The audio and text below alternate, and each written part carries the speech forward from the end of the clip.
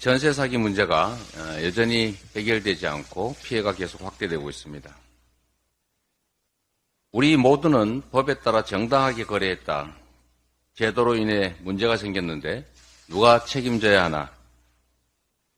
전국 동시 집회가 있었던 지난 5일에 피해자들이 절규하며 외친 말입니다.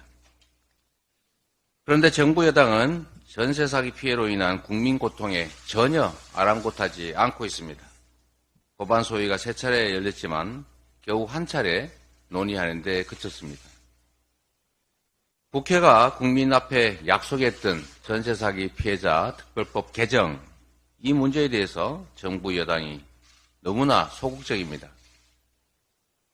임시국회가 이어지는 만큼 13일 국토위에서 반드시 결론을 내야 합니다. 정치를 하는 이유가 무엇이겠습니까? 국민의 삶을 지키는 것 아니겠습니까?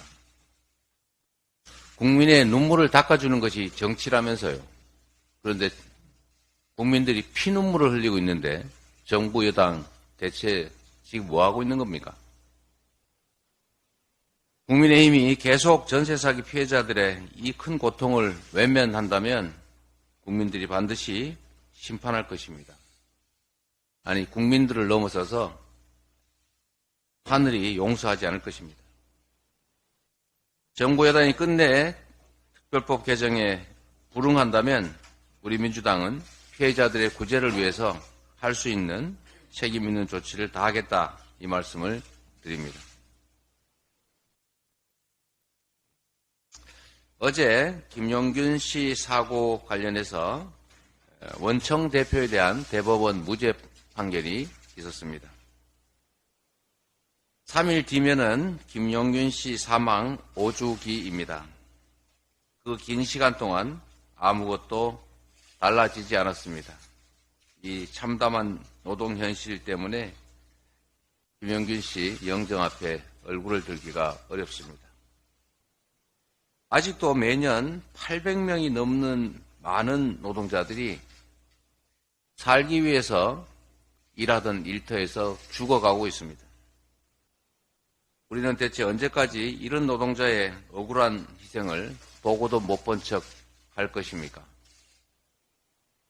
지난 3년간 산업재해 사고 사망자의 약 80%는 50인 미만 사업장에서 나왔습니다.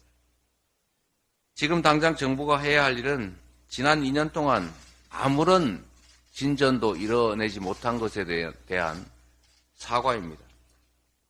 더 이상 이런 사고가 생기지 않도록 최소화될 수 있도록 산업 현장의 안전을 강화해야 합니다. 우리 민주당은 중소기업협동조합법 통과에 힘을 쏟겠습니다. 산업안전 관련 비용 분담 문제, 안전관리 책임 문제에 대해서 하청 기업들의 협상력을 강화해야 합니다. 산업 현장의 안전을 강화해서 노동자들이 더 이상 억울한 죽음을 맞이하지 않도록 하겠습니다. 세계에서 가장 높은 산재 사망이라고 하는 이 설명하기 어려운 이 참담한 현실을 개선해 나가도록 하겠습니다. 이상입니다. 윤석열 정권 이래로 용전에 없던 많은 새로운 일들이 벌어집니다. 그 중에 하나가 발목 잡는 여당입니다. 비난을 받아도 주로는 여당이 하는 일을 야당이 막아 세우기 때문에 발목 그러면 원래 야당이 떠오르는데 요즘 완전히 바뀌어서 발목하면 여당이 떠오르게 됐습니다. 지금 예산안 처리가 딱 그런 짝이 된 것 같습니다. 정부 여당 국정에 대한 무한 책임감을 느껴야 합니다.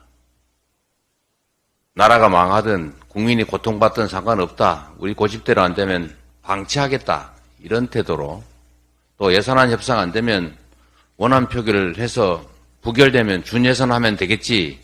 그러면 야당이 무릎 꿇겠지. 이런 생각하시면 안 됩니다.